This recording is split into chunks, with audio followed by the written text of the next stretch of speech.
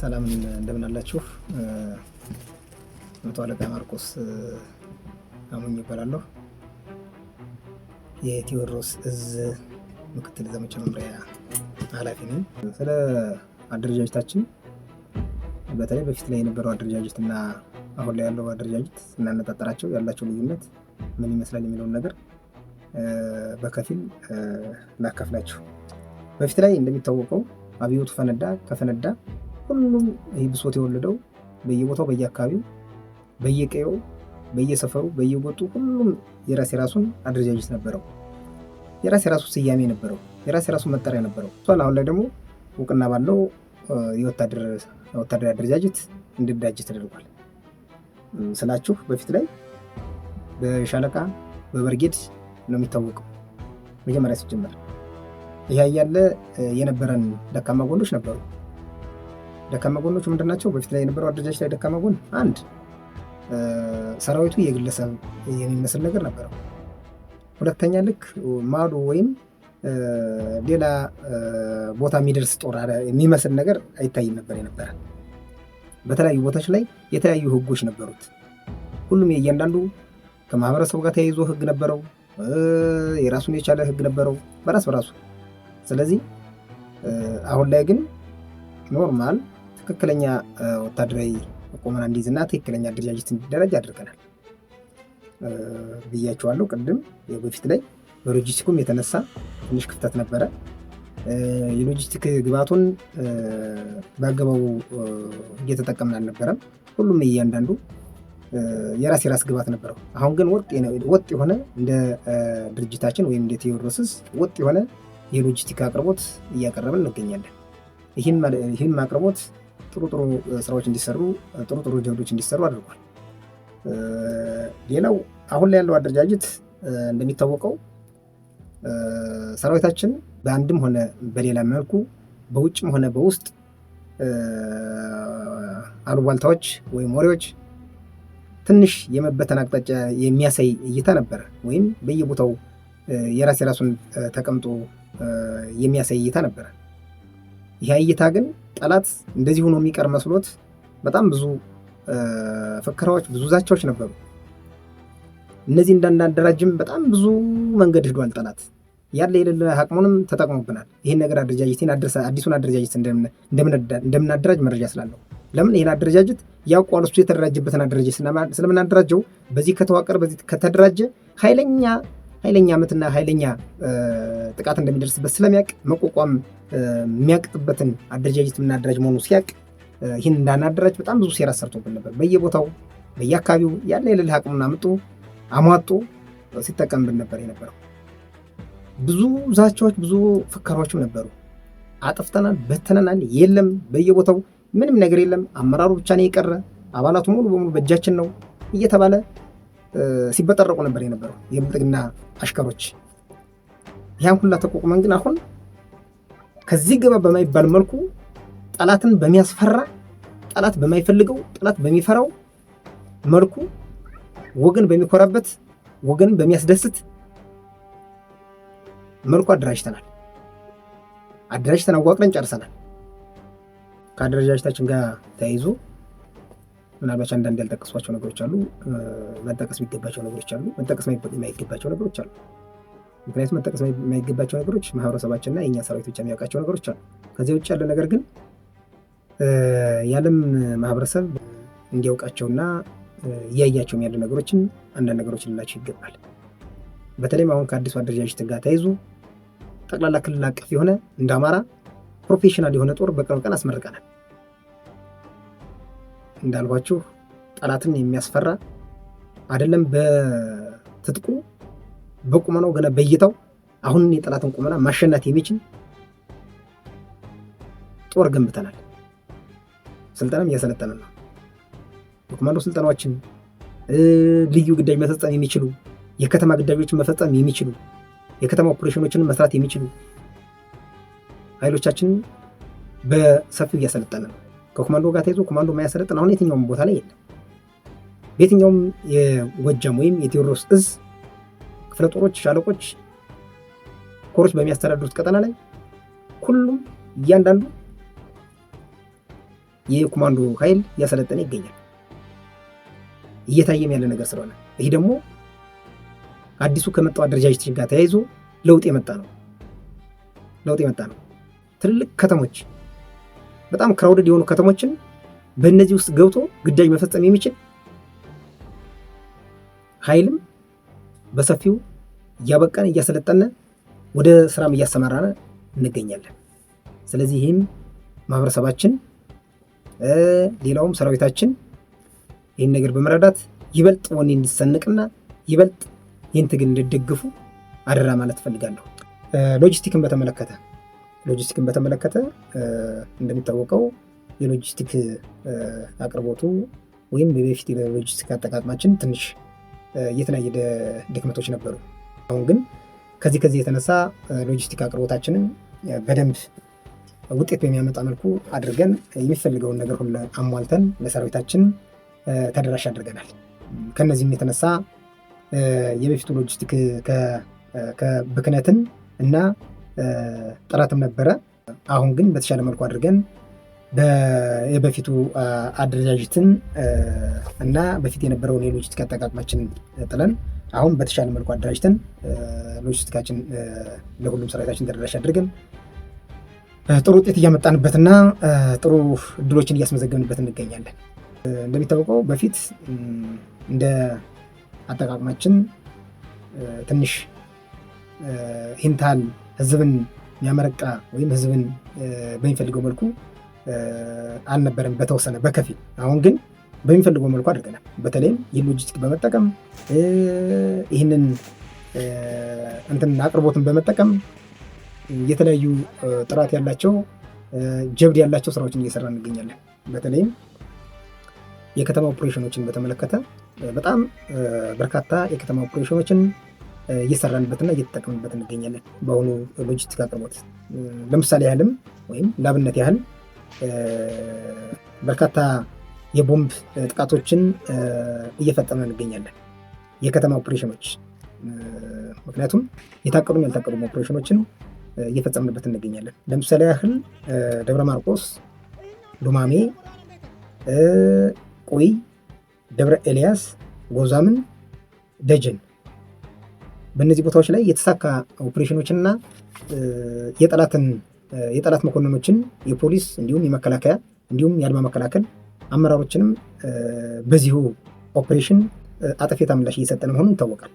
ስለዚህ ሌሎችም እንደዛችን ቴዎድሮስስ በሌሎችም በጎጃም ቀጠናዎች በርካታ እንደዚህ አይነት ኦፕሬሽኖችን ነገም እንሰራለን፣ አሁን እየሰራ እንገኛለን። ስለዚህ የአሁኑን ሎጂስቲክ አቅርቦታችንና የሎጂስቲክ አጠቃቀማችን በዚህ ልክ ውጤት እያመጣ መሆኑን ሁሉም የማህበረሰባቸው ክፍልና ሰራዊታችን እንድትረዱት፣ ያው ጠላት ምስክር ስለማይሆን ምስክራችን እናንተ ናቸውና በዚህ ልክ እንድትረዱት ነው። በተጨማሪም እነዚህን አደረጃጀቶችና እነዚህን የሎጂስቲክ ግብዓቶችን በመጠቀም እንዲሁም በእነዚህ አደረጃጀቶች በፊት በነበረው የሽምቅ ውጊያ አሁን ወደ መደበኛ ውጊያ የሚያመጣና የሚያቀርበን ወይም የሚያበቃንን ስልቶችን እየተጠቀምን መሆኑን ማሳያ ነው። ስለዚህ አሁን በተጀመረው ወይም አሁን እየሰራ ነው ባለ አደረጃጀትና ሰርተንም ወደ ተግባር በገባው አደረጃጀት አማካኝነት በዚሁ አደረጃጀታችን በርካታ የገጠርና የወረዳ ንዑስ ከተሞችን መቆጣጠርና ከጠላት ነፃ የማድረግ ስራም እየሰራን እንገኛለን። ለእነዚህም ማሳያ ያክል ለምሳሌ ደጋዳሞት ወረዳና ዙሪያዋ አካባቢ ያሉትን ደንበጫ እና ዙሪያዋ፣ ሞጣ እና ሞጣ ዙሪያ አካባቢዋ እነዚህም ቦታዎች ማስለቀቅና በወገን ስር እንዲሆኑ የማድረግ ስራ ሰርቷል። ሌላኛው በዚሁ አደረጃጀታችን ወይም በዚሁ መዋቅራችን ከዋናው አስፋልት ውጭ ወረዳና ንዑስ የወረዳ ከተሞች ማስለቀቅና በእኛ ቁጥጥር ስር እንዲሆኑ የማድረግ ስራ ሰርተናል።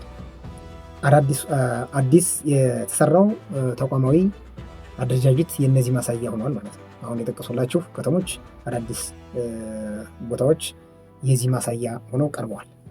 እነዚሁም አሁን የጠቀሱላችሁ ቦታዎች የተለቀቁት በመደበኛ ውጊያ ስልታችን ነው። እንደ በፊቱ የሽምቅ ውጊያ አይደለም። ያው ስለሚታወቅ በመደበኛ ውጊያ ስልታችንና የተቀናጀ የዘመቻ ስራዎችን በመስራት ሰራዊታችን ጠንካራና ክንደ ብርቱ ሆኖ እነዚህን ቦታዎች ማስለቀቅ ችሏል በመደበኛ ውጊያ። ስለዚህ ይህ ጅማሩ ነው። አሁን ከዚህ በላይ እያሰፋና እያጠናከርን የምንሄድ መሆኑንም በዚሁ አጋጣሚ ልገልጥላችሁና ላሳውቃችሁ እፈልጋለሁ።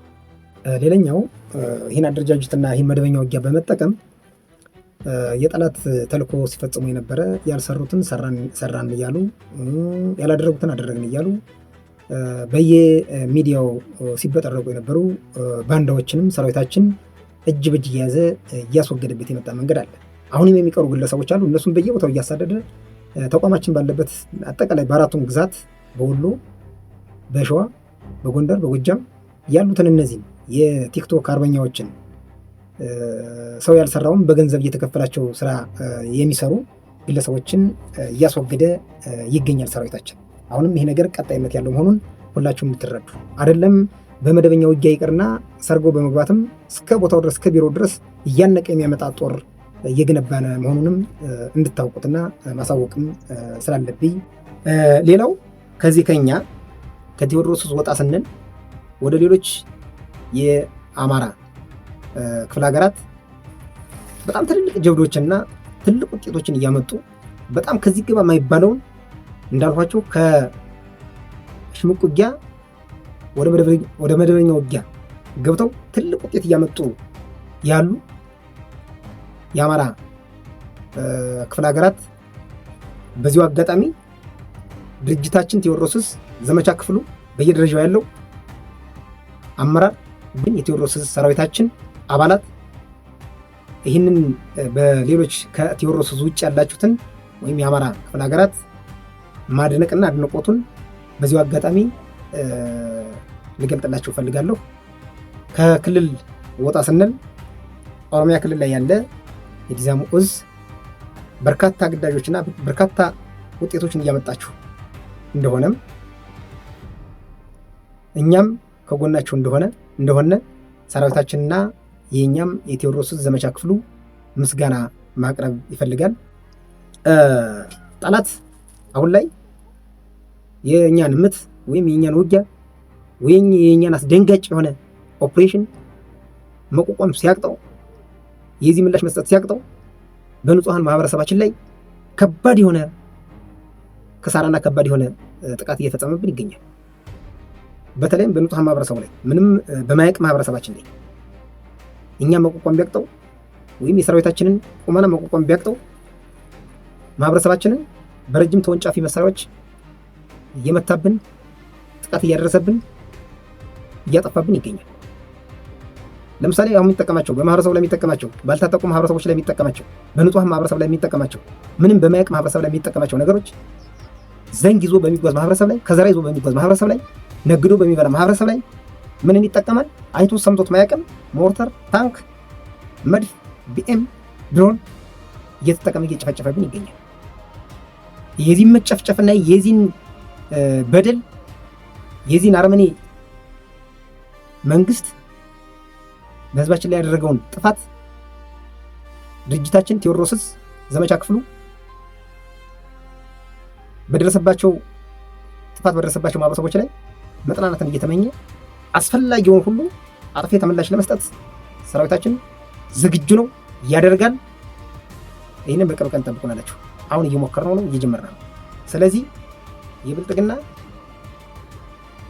በፊት በጥሮታ ወጣህ የነበር፣ በተለያየ በዲሲፕሊን ወጣህ የነበር፣ በተለያየ ነገር ወጣህ ተባረህ የነበር፣ አሁን ግን አመራር ሆነህ ምን ይበላበባል መሰላችሁ?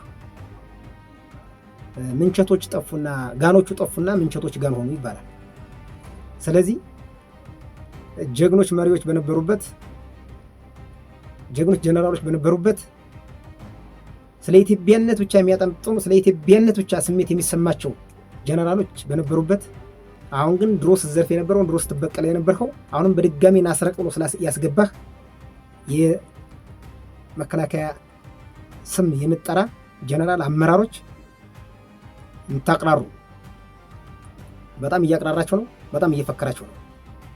ስለዚህ እናንተ ቀራርቶ ጀምራችኋል፣ እኛም አሁን ፈከራ ላይ ነው። በምትመጡት ልክ ምላሽ እንሰጣለን። ስለዚህ ይህን ነገር ለማድረግ ሰራዊታችን ዝግጁ እንደሆነ የዚህን ንጹሐን ማህበረሰብ ደም ለመመለስ ዝግጁ መሆኑን መግለጥ ፈልጋለሁ። ዘመቻ ክፍሉ አጠፌታ ምላሽ መስጠት ምንሰጥ መሆኑን ቃል እንገባላችኋለን። ሌላው ምናልባት ከእንትን ጋር ተያይዞ ከምርጫ ጋር ተያይዞ አንዳንድ ሀሳቦች እና አንዳንድ ነገሮች ማለት ፈልጋለሁ። ምርጫ ተይዞ እንደሚታወቀው አሁን 8 ዓመት መርቶ ያው እንግዲህ 2 ዓመት ህግ ወጥ ቢሆንም 8 ዓመት መርቶ አሁን ደግሞ እንደገና ሌላ 8 ዓመት ለመምራት እያደረገ ያለን ጫናና እየፈጠረ ያለን ተጽዕኖ ሁሉም ማህበረሰባችን ይረዳዋል ብዬ አስባለሁ። በፊት ላይ ማህበረሰባችን አጠቃላይ የኢትዮጵያ ህዝብ ብሎም የአማራ ክልል ህዝብ በፊት ላይ ምርጫ እንዴት ነው ሲመረጥ የነበረ፣ በምን መልኩ ይመረጥ ነበር፣ ምንስ ያካተተ ነበረ ስለምትረዱት ብዙ ምርጫዎችን መርጣቸዋል። ስለዚህ የአሁኑ ምርጫ ግን ያን ያማከለ አይደለም። አንደኛ በፊት ላይ ሲመርጡ የክልሎች እያንዳንዱ ክልል የ9ኙም ክልሎች አሁን የተጨመሩትን ጨምሮ የእያንዳንዱ ተወካይ አለው። የህዝብ ተወካዮች ምክር ቤት፣ የፌዴሬሽን ምክር ቤት በእነዚህ አማካኝነት የሚሄዱ ግለሰቦች ነበሩ። አማራን የሚወክል አንድም የምርጫ ቦርድ ወክሎ ሄደ እንደሌለ ሁላችሁም እንድትረዱ። አማራን የሚወክሉ ጀግኖች ለአማራ አይደለም ቀርቶ ለኢትዮጵያ ብሎም ለአፍሪካ የሚበጁ ጀግኖች የተማሩ ጭንቅላት ያላቸው ግለሰቦች ታስረው ተንኮራጭተው ተቀምጠዋል። እነ ክርስቲያን ታደለ፣ እነ ዮሐንስ ቦያሌው፣ እነ ደሳሌ ጫኔ ወዘተ ሌሎች በርካታ አመራሮች አሉ። እነዚህ ተጽዕኖ ደርሶባቸው ከዚህ ምርጫ እንዳይሳተፉ ተገለው በእስር ቤት ተንኮራጭተው የሚገኙ መሆኑን የክልላችን የአማራ ማህበረሰብ እንድትረዱት እፈልጋለሁ። ስለዚህ ይህን ያማከል አይደለም አሁን ምርጫው። ሲቀጥልም አሁን በፊት ላይ ምርጫ ሲመረጥ አይደለም የመከላከያ ሰራዊት ይቅርና የክልል በየወረዳው በየቀበሌው ያለ የሚኒሻ ኃይል እንኳ እንደዚህ አይነት ተጽዕኖ ፈጥሮ ሲያስመርጥ አልነበረ። አሁን በመከላከያ ምርጫው አሁን ገበያ ላይና ቤተክርስቲያን ላይ እንዲሁም በሌሎችም በአምልኮት ቦታዎች ላይ ነው ምርጫ እንዲመረጥ እየተደረገ ያለ። ይያዛል፣ ግለሰቡ የምርጫ ካርድ ይሰጠዋል፣ ፈርም ይባላል፣ ይፈርማል። ቀጥታ ያ ኮረጆ ላይ ገብቶ በስነስርዓቱ በህጋዊ መልኩ ፓርቲዎች ቀርበው የሚመረጥበት መንገድ አይደለም። ይሄዳል፣ ምርጫ ወረቀት ይሰጠዋል። ወረቀት ከያዘ በኋላ ይፈርማል። ከፈረመ በኋላ መርጠሃል ተብሎ ጨርሷል እኮ በቃ በግልጽ። ስለዚህ ማህበረሰባችን ጥንቃቄ እንድናደርግ አንተን የሚወክል አማራን የሚወክል አንድም ግለሰብ እንደሌለ እንድትረዱ። ከዛ ውጭ ግን በገበያ ቦታና በቤተክርስቲያን ቦታ እንዲሁም በልቅሶ ቦታዎች ላይ እንደዚህ አይነት የስርዓቱ መከላከያ ብሎ ራሱን የሚጠራው አካል በሚመጣበት ሰዓትና ሌሎችም የሚመጡት የእሱን ስራ የሚያስፈጽሙ የሚመጡ አካሎች በሚመጡበት ሰዓት ላይ ማንኛውም ማህበረሰባችን የተሰባሰበ ቦታ ላይ እንዲገኝና በአካባቢው ላይ እንዲኖር ማድረግ እንደማይቻል እንድትረዱ። የተከለከለ ነው። ከመጣ አውቶማቲካሊ መበተን ያለበት ማህበረሰቡ። ከዛ ውጭ ግን ቁጭ ለብት ቆየው ምንም አይለኝም ብለህ ተመርጣለህ። ከተመረጠ በኋላ በጉልበት ነው የምትመርጠው። ያው መቼም በስርዓት እንደማይመረጥ ታውቃላችሁ። በጉልበት ማስመረጥ ስለተጀመረ ይህንን ስርዓት እንድትቃወሙ ላሳስብ እፈልጋለሁ። ከዚህ ውጭ ግን ይህንን መርጦ የሚገኝ 8 ዓመት ገድሎናል ብልጥግና አሁንም እንደገና ሌላ 8 ዓመት ይግደለን ብለህ የምትቀርብ አካል ካለ ግን በራስህ ላይ ሌላ እባብ እየጠመጠም እንደሆነ እንደተረዳ። አይቻልም። እየሞቱ በድሮን እየሞተ በሞርተር እየሞተ በቢኤም እየሞተ በየሄደበት ቦታ እየታፈነ እየተገደለ ህዝብ ንጹሐን ማህበረሰባችን በድሮን እየተጨፈጨፈ እንዳልሆነ እየሆነ እየሞተ ምርጫ የለም። ምርጫችን ትግልና ትግል ነው። ምርጫችን አፈሙዛችን ነው። ምርጫችን ክንዳችን ነው። ከዚህ ውጭ ሌላ ምርጫ የለም። ሁላህም ቆርጠህ በዚህ ልክ እንድትነሳ ማሳሰብ ፈልጋለሁ። ሌላው ምናልባት ከዚህ ከከጅና ኩብለላ ጋር ተያይዞ አንዳንድ ውዥንብሮች የተፈጠሩ ነገሮች አሉ። አመራር ከዳ፣ አባል ከዳ፣ ቅብጥር የሚባል ነገር አለ። እኛን ተቋማችንን እኛን የከዳን አንድም ሰው የለም፣ በግልጽ የምናገረው። ምክንያቱም በፊትም የብልጥግና የሽንት ጨርቅ የነበሩ ግለሰቦች የብልጥግናን ዓላማ ሊያሳኩ መጥ የነበሩ ሰዎች አልሳካላቸው ሲል የራሳቸውን ተልዕኮ መፈጸም ሲያቅጣቸው ተመልሰው ሄዱ ናቸው። ከዚህ ውጭ ግን የአማራ ክልልን የካደ የአማራን ህዝብ የካደ ወይም ትግሉን የካደ አንድም ግለሰብ የለም። የካደው የራሱን አባት፣ እናት፣ ወንድም፣ አክስት፣ አጎት፣ ልጅ ነው ከድቶ ሄደ። ከዚያ ውጭ ግን እኔ መቶ አለቃ ማርቆስን የከዳ የለም። ሌሎችም አጠቃላይ በድርጅታችን ያለን አመራር ብሎም ጀግናው ታጋይ ሰራዊታችንን የከዳ አንድም ሰው የለም። ምክንያቱም እነዚህ ሰዎች ምንድነው ዓላማቸው? ምንድነው ተልኳቸው? ድሮም ታውቁታላችሁ። ድሮ በጣሊያን ሰዓት እንቁላል ሲያቀብሉ የነበሩ ካልሳጣቢ የነበሩ አለቅላቂ የነበሩ አሁንም የዘር ኑሮባቸው አሁንም ያን ለመፈጸም ወጥ የነበሩ ግለሰቦች ነበር፣ ሳይሳካላቸው ቀርቷል። ምክንያቱም ከእነዚህ ካሉት ላይ ምንም አይጠበቅም። ድሮም ከዝንብ ማር አይጠበቅም። የምንጠብቀው ማርን ከንብ ላይ ነው። ስለዚህ እንደዚህ ካሉት ሰዎች ላይ አንዳችም ነገር የምንጠብቀው ነገር የለምና ስለከዳ ራሱን የቻለ ዓላማ ያለው ዓላማውን የሳተ ጋር እኛ ተቋማችን ከዳ ብሎ የምናገረው ነገር የለም። የከዳ ራሱንና የራሱን ቤተሰብ ከርቶ ሄደ መሆኑን በዚሁ አጋጣሚ ልገልጥና ላሳስብላችሁ እሞክራለሁ። ወደ መጨረሻው እና ወደ ማጠቃለያው ስመጣ ከአድማ መከላከል ጋር ተይዞ አንዳንድ መልክቶች ማስተላለፍ እፈልጋለሁ። በተለይ አድማ መከላከል፣ ሌሎችም ሚሊሻ፣ ፖሊስ ተቋማችን በርካታ ጊዜ ጥሪ ያደርጎላችኋል። መጣችሁ ህዝባችሁ እንድትመስሉ፣ መጣችሁ ይህን ትግል እንድትደግፉ፣ መጣችሁ በጋራ ሆነን የመጣብንን አማራ ጠላታችንን በጋራ እንድናሸንፍ፣ በጋራ እንድንዋጋ ጥሪ ተከታታይ በርካታ ጥሪዎችን አድርጎላችኋል። ይህም ብሎ እየመጣችሁ ያላችሁ ወንድሞቻችን አላችሁ፣ እናመሰግናለን። አሁንም ለመምጣት ፍላጎት ያላችሁ፣ አሁንም መግባት የምትፈልጉ እንድትመጡ እያልሁኝ ምናልባት ግን አሁን በዚህ 3-4 ቀን ውስጥ አዳዲስ መዋቅሮች በእናንተም በኩል የተፈጠረ እንደሆነ እናውቃለን። ለምሳሌ አድማ መከላከልን ወደ መከላከያ እንድትገቡ፣ በመከላከያም ገብታችሁ በአመራርነት ደረጃ ያላችሁ፣ በአድማ መከላከል አመራርነት ደረጃ ያላችሁ ወደ መከላከያ ገብታችሁ የአመራር ምደባ ቦታዎችን ያወቃችሁ አላችሁ። ስለዚህ ምን ለማድረግ ተፈልጎ ነው? እስካሁን ድረስ ምናልባት መከላከያ እናንተን ከፊት እያሰለፈ ከኋላ አለዋችሁ እያለ እናንተና እኛን እያባላን እየተፋጀን እየተጋደነ መሆኑ ይታወቃል። አሁንስ ምን ተፈልጎ ነው ወደ መከላከያ አመራርነት ሊወስዳቸው የተፈለገበት ምክንያት ምንድን ነው? ንቁ እንጂ መንቃት አለባችሁ። በደህናው ጊዜ እኮ ጀግናው አሳምነው ጽጌ አንቅቶ ነዷል። ልዩ ኃይል ፈረሰ። ሲፈርስ ምን ተሰማችሁ? ወዳደሮችና አንዳንድ ከርሳሞች ገባችሁ። ሌላው ግን መጣችሁ እየታገላችሁ ያለና በሱ ስምም ትልቅ ጀብዶች እንዲሰራችሁ ያላችሁ አላችሁ።